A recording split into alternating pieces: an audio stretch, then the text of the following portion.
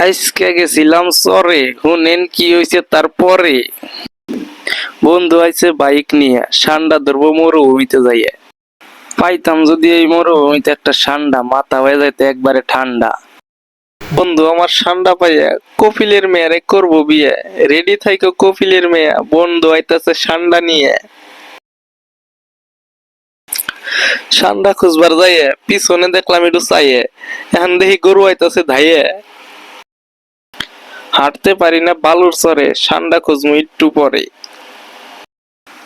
যা হইছে আর কইলাম না, থাক গিয়া সামনের দিকে একটু আই গিয়া।